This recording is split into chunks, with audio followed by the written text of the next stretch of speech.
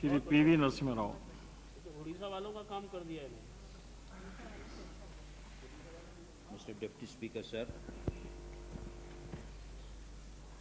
I am in complete agreement with the suggestions given by the honorable members and also the causes of drought conditions in Orrisa which they have brought out.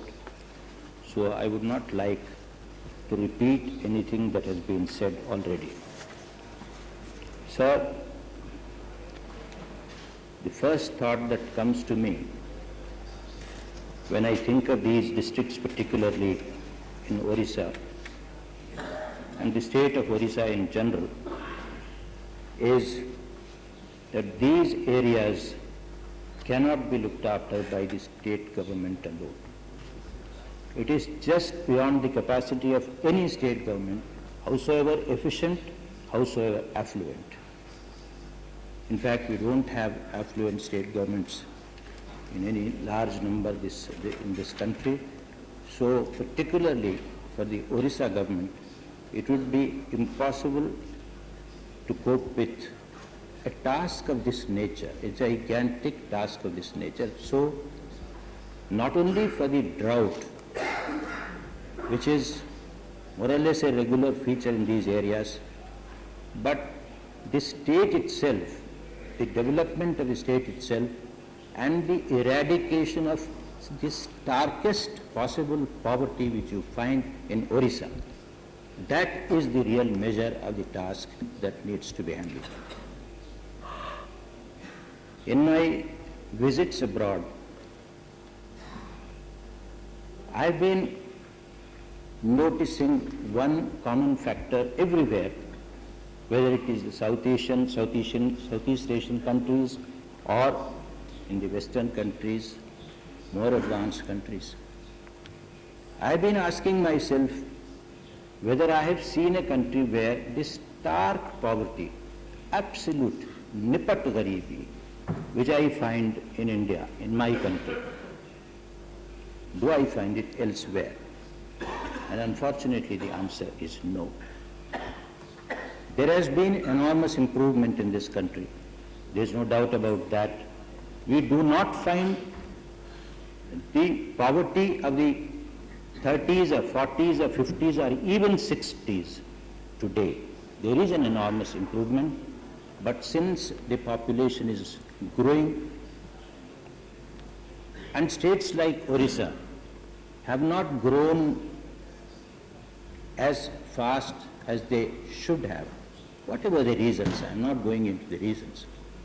So today, Orrisa as a state and these KBK and some other districts in particular have become the responsibility, ought to become the responsibility of the central government and the state government together. And it is with this realization that our late Prime Minister Rajiv Gandhi visited these areas and almost adopted them as a special care area of the Prime Minister. We have continued that tradition, we have continued that gesture of the central government or the Prime Minister personally, and we have done something in pursuance of what he left us to do. I would like the Prime Minister, Mr. Deve Gowda, to continue this tradition. It is not one Prime Minister who can solve these problems. It will have to be a succession of Prime Ministers over a period of time, maybe 20 years, 30 years, 40 years, because meanwhile the other areas are also going ahead, and the differential, the comparative differential between Orrisa and the other states has to be narrowed down. And if it has to be narrowed down, Orrisa will have to have a special dispensation, come what may, whatever the complaints from other states. And I am sure no state will complain if they are told the truth about Orrisa and these districts. So, sir, my first point would be, my first request to the Prime Minister would be that take these areas as a continuing responsibility of the Prime Ministers and look at these areas from that point of view. If more than 4,000 crores were sought to be found over a period of time, if I remember right, it was about 10 years, 1992 to 2002, this is what I recollect. It may be wrong or right, it does not matter, but it was a longer period. It should be possible for the central government and the state governments combined to find this money. I did not consider it impossible when the matter was brought to me, and I said it has to be done.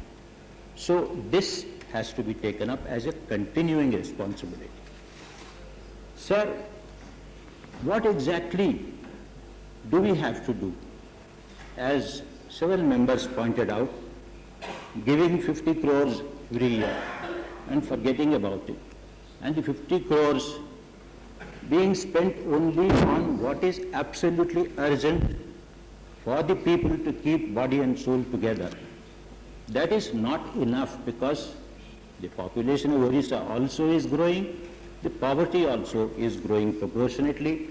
Therefore, something special, apart from what we do every year, to stave off the situation every year. Apart from that, something more needs to be done.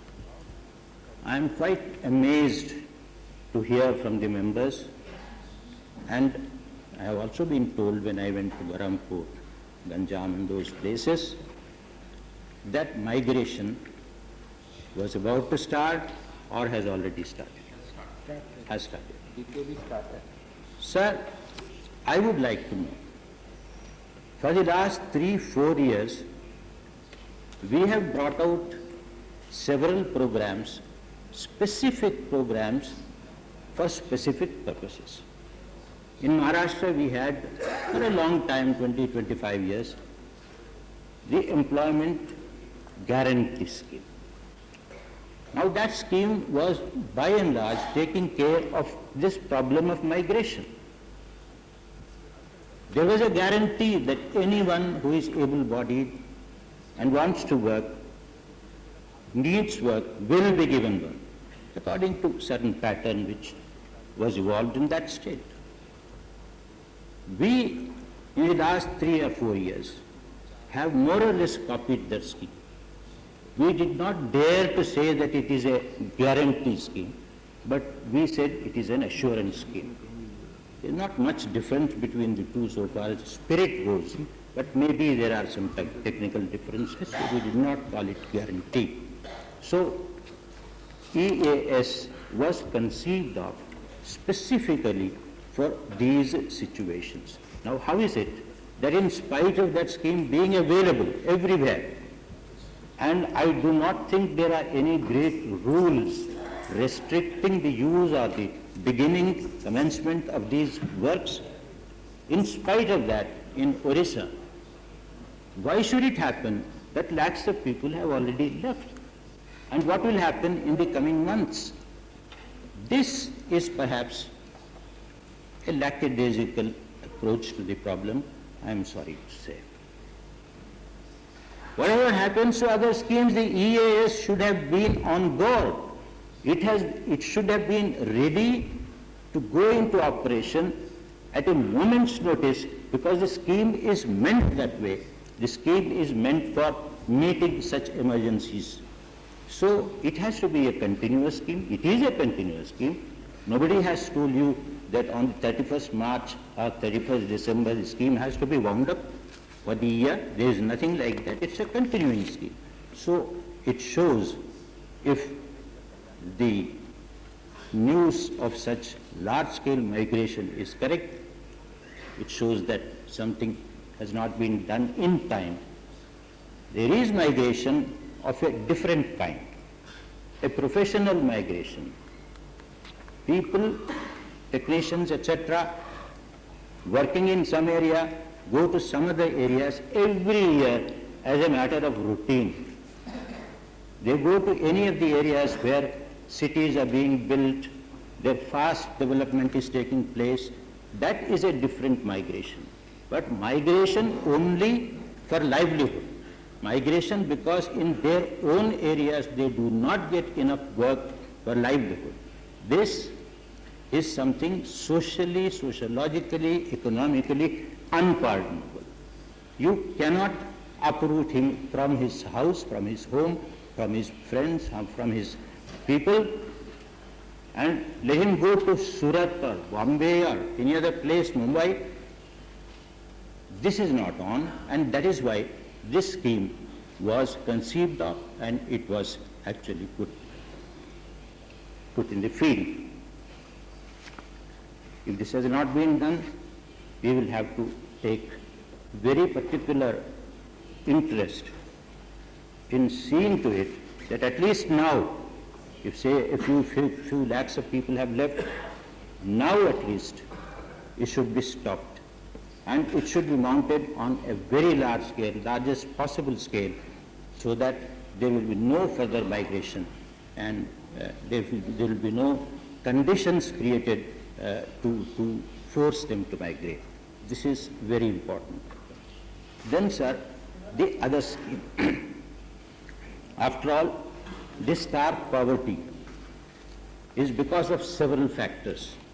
On the agricultural side, I shall come to it in a minute. But generally speaking, there is no income. There is no income, and that is why there is poverty. Now, these are the two sides of the same thing. If you create income, if you create conditions of income, poverty will come down. And that was the specific purpose for which the Prime Minister's Rozgar Yojana was started. We could give self-employment opportunities to about 5 or 6 lakhs of people in a matter of a year and a half or 2 years, but considering the problem, it is a drop in the ocean. But it was not meant to be a drop in the ocean for all time.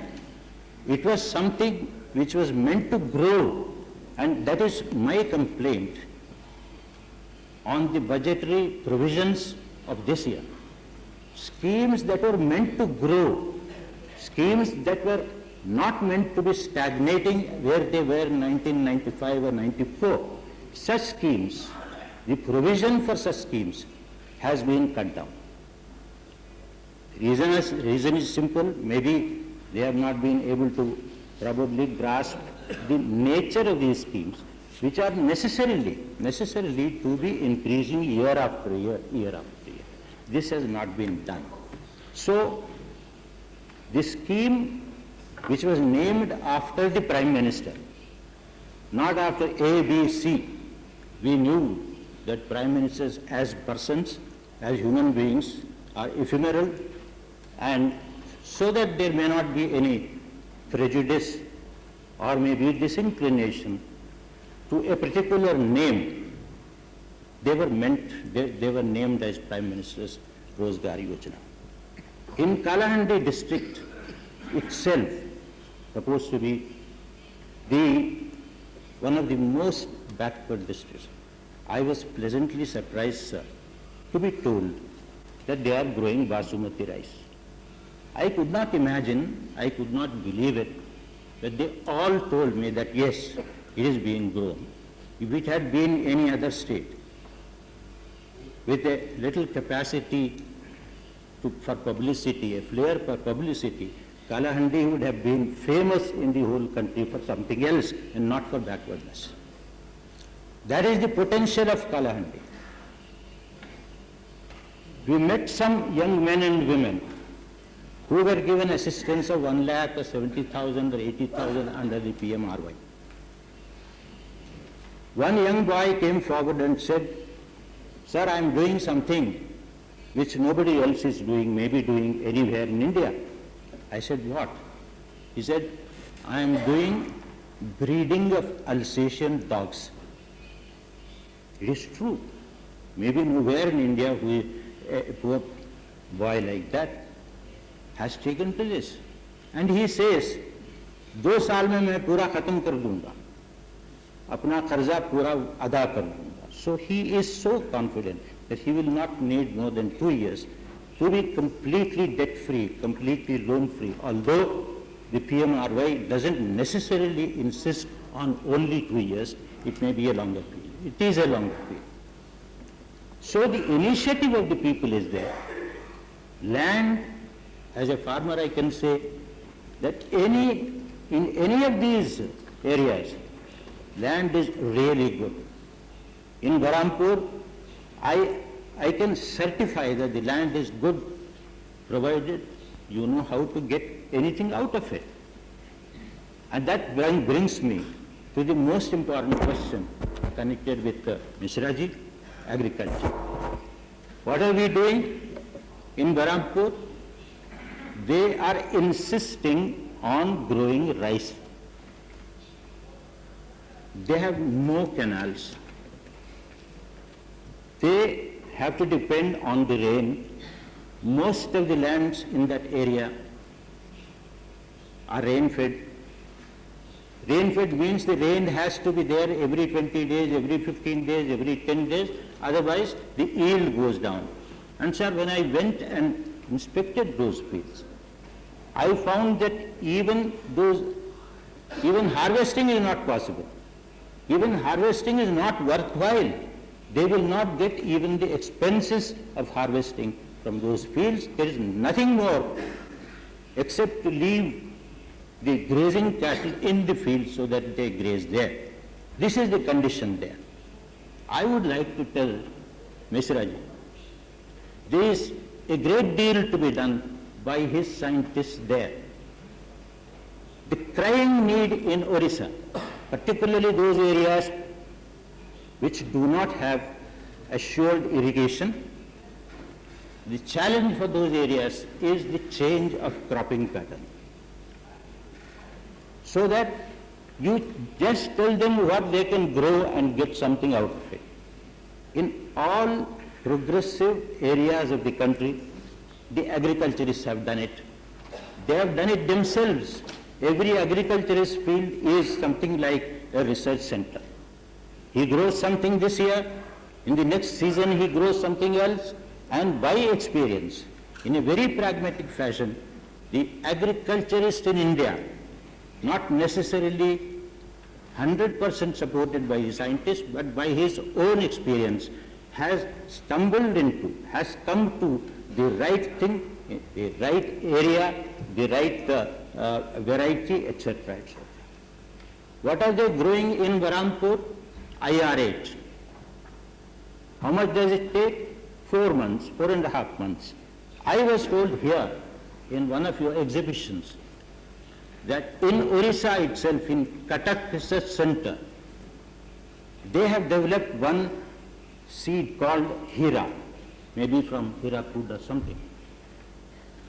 I didn't see any Hira there. And Hira is only 75 days. IR8 is 95 days.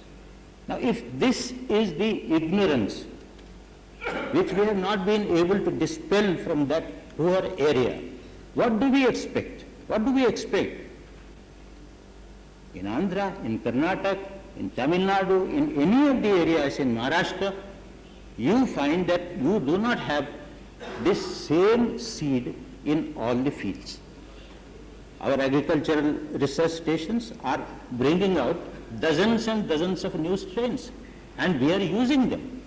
All progressive farmers are using them, and sometimes they take them to task, say, what you have said about this particular strain is not true. They tell them, they prove to them that this is not true. And that is how there is a very, very live contact between the agriculturist and the scientist. That's why agriculture has grown. That's why we have become self-sufficient. That's why we have had the green revolution in this country. I do not see even an iota of green revolution or the spirit of the green revolution anywhere in that area, unfortunately. And it can become a granary. Orrisa can become another granary. It is in no way less in potential than the other areas. But if you allow 65% of the water, which itself is scarce in the first instance, 65% water goes waste to the sea, to the Bay of Bengal. Compare it with Kaveri, not even 5% goes. Compare it Krishna, there also very little goes to the Bay of Bengal. Godavari, yes, there is a problem there because where you have land, you don't have water. Where you have water, you don't have land. So Godavari, necessarily, some part of it has to go to the sea. But if, even on Godavari, if one or two huge projects which have been stuck as a result of many technical objections, if they are allowed to be completed, Godavari also can be harnessed in full. So what are we doing to harness this extra water in Orrisa, which is being just sent to the sea? So this will have to be one of the things which we... So I am on long-term measures. Long-term measures taken particularly under the aegis of the Prime Minister of India, just to see that Orrisa, this stark poverty of Orrisa is a thing of the past. I am not talking of any other state. I am not saying that any other state is really rolling in money. It's not like that. But then the comparative poverty which you find there is something which we cannot tolerate. We should not tolerate. No Prime Minister should tolerate. No Chief Minister should tolerate. We should not tolerate. Sir, health. If you go into the hinterland, interior parts of Orrisa, I must say that the condition, health status of the children in particular, leaves much to be desired.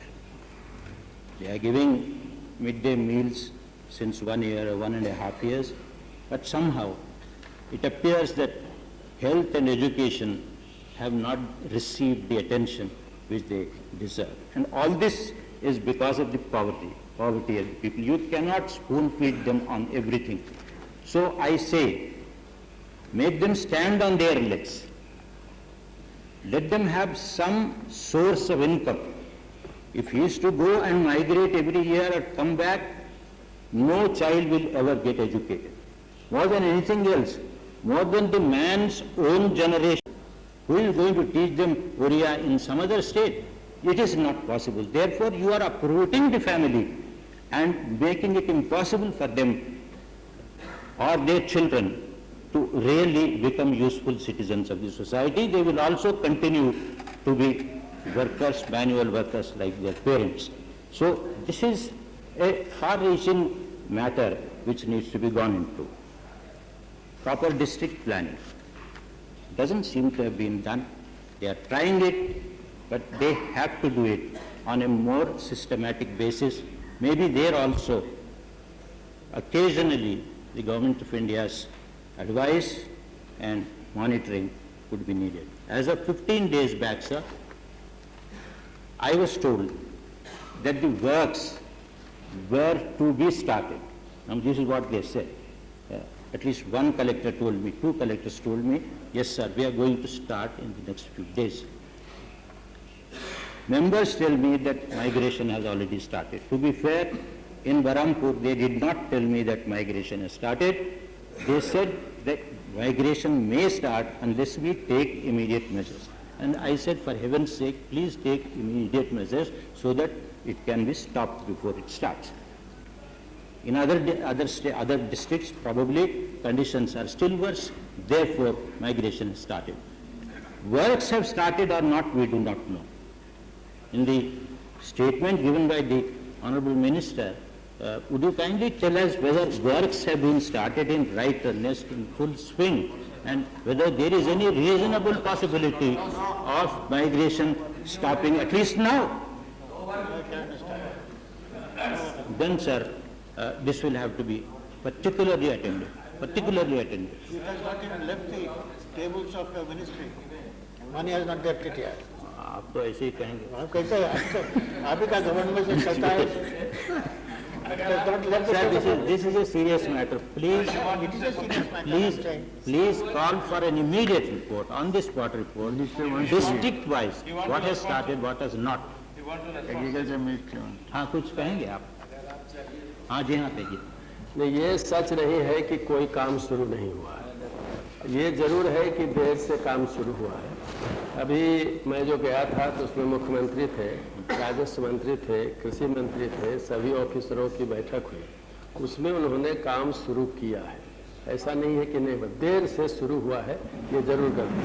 हमारी सूचना के मुताबिक सबसे जरूरी तो पीने का पानी है। वो 3600 bores have already been sunk in a certain area, Bolangir or Yeka. About 4,000 lift irrigation points have already been activated. These are reports. There are no truth in this report. I am telling you.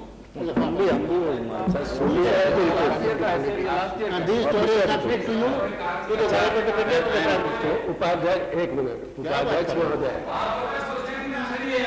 60% सुनिए, क्या सुविधा प्रदान आप देखिए, सुनिए, ठीक है, आप कह सकते हैं। अच्छा, आप लोग रिपोर्ट बनाने के लिए जाते हैं तो गाछ वृक्ष से लेते हैं कि अफसर से लेते हैं? हम भी वही काम किए।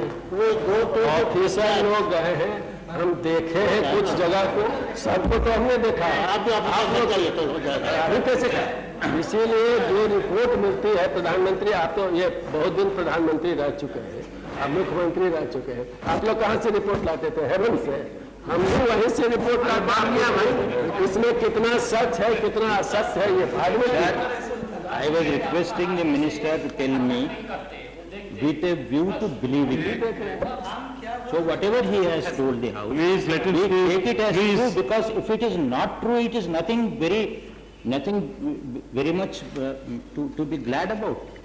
We have to be really sorry about the migration that has already started. And we have to see to it that it is stopped. If it has been stopped and works have started, I would be one who would be very, very happy to know about this. Then, sir, this again has been repeated several times between the central government and the state government. I am a witness to it in my own presence in a conference of all the collectors. It was emphasized that in these very backward areas, there are so many posts lying vacant for such a long time. One honorable member just told about doctors. It's not only doctors, compounders, etc., but a large number of posts connected with development. If it had been only supervisory posts, I would not have bothered.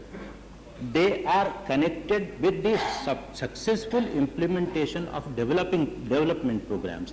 So if you keep them vacant, nothing will get done. So this is something very important. We will have to tell the state government. I have stressed this in that meeting also, but then they must be having some difficulty. I am saying this because they do have some difficulties. People do not go there just because they don't want to go, but they have some particular difficulty of accommodation, of some allowance, and so on. There are lots of causes that really deter government servants to take their posting seriously and go to the place where they are posted. Now, this can be the difference, the line between success and failure in the context of Orrisa. It's not just a matter to be mentioned once or twice and forgotten. This is something absolutely vital, and this has to be gone into in great detail, district-wise. Maybe we have to go and find out. I tried to find out from my own district, Barampur, what exactly is happening there, how many posts are vacant, why they have not been filled, and what kind of posts are vacant. That is very important. So this will have to be done from district to district. Sir? What? Who is responsible for the situation in which the officers don't go there? Who, according to you, is responsible? It must be the non-attendance of the political leadership for providing the infrastructure there. Who was taking all these last 30, 40 years? Who was taking the decisions? Sir, we don't have to go into the history of 30, 40 years. We have, will not be able to we find the have remedy. very adequate answers and everything is there. That's not the point. If I am for 30 talking of years the you have not drought been able to conditions. provide the I am infrastructure talking for the of officers to certain get posted there. certain areas, perhaps They may not even know where they exist. So I am talking of on a specific subject. Let us not make it ludicrous by generalizing it and politicizing it. Yeah. Question that who has not provided the infrastructure which does not permit It the could officer not to be go there? provided, whatever has been provided, you are losing sight of it. It has been provided where it could be provided, to the extent it could be provided. Otherwise, India would be, where India would be today, you only have to imagine. So please do not go into that. This is a continuous process. Development is a continuous Unless you go into process. that, we'll Increase of needs also is a continuous process. What was the population of India in 1947? What is the population today? With what face can we say that we are still running after the increase in population? We are not able to stop it. Stop it today, and tomorrow you can have a wonderful program for a particular given population of a country. That has been done in other countries. We have not been able to do it for various reasons. So I am only citing one example, not as an alibi, not as a defense, but as a fact, as a fact. So let's not go into that. We have to tackle a particular situation, as my friend said, on a war footing. I don't know what war footing is, but what I understand by war footing is having a beautiful coordination program in all the departments of the government. Our governments, whether at the center or in the states, have not left out any program needed for the people. Coordination is needed. Timely action is needed. Intensive implementation needed, and monitoring is needed.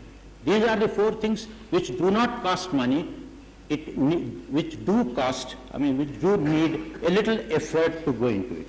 Sir, according to what the government says, and I entirely agree, what is needed in these areas is, number one, drought proofing. Drought proofing. Now, drought proofing is a very good word, comprehensive word, but drought proofing is a gamut of, say, 10, 12, 20 programs all rolled in one in such a way that there is perfect coordination. Only then drought proofing is possible. Developmental saturation. These are the two objectives, drought proofing and development saturation. Now, can we say in any area of India there is a saturation of development? It looks unimaginable, but there are areas, there are villages where they don't need anything more. So they have their time fully devoted to politics. There are areas like that. There are blocks like that. There are villages like that. So there is a saturation of development, but not all places. And that is what is needed in these areas, because no matter how much money you spend from here or from Bhubaneswar, unless the man is able to sustain himself financially, economically, it is just not possible to say that he will be able to become a profitable unit for himself in this society. And conditions existing, conditions permitting, he will become a really useful unit of the society only under certain circumstances, in case these inputs are given to him in time and effectively. This is what I would like to say, sir. So what I would like to stress, I would like to tell Mishra ji also one more point. Sir, many areas in Orrisa are ideal for horticulture. I cannot imagine how good it will be, how profitable it will be. After 10 years, if you take a program of horticulture today, say over 5 lakhs of acres, 2 lakhs of acres in Orrisa, I have seen K.P. Singh Dev's constituency. I have been looking at lands there wherever I go. Even if I go for votes, I also look at the lands there, and I find that in this, it's absolutely faultless land, faultless soil. I did not find too many alkaline patches, for instance. Now, which we find in Andhra Pradesh and other places. In Orrisa, is because It is a sloping land. All the rivers are coming. Probably those rivers see to it that alkaline patches are not created and they flow into the sea. So I find that the lands in Orissa are in no way inferior and in many cases superior to lands with more humus content, more fertility than some other states. So these are some of the things, and the rain-fed areas have become a problem to the agriculture in Orissa. There are many other states where it was the case 20 years ago, 25 years ago.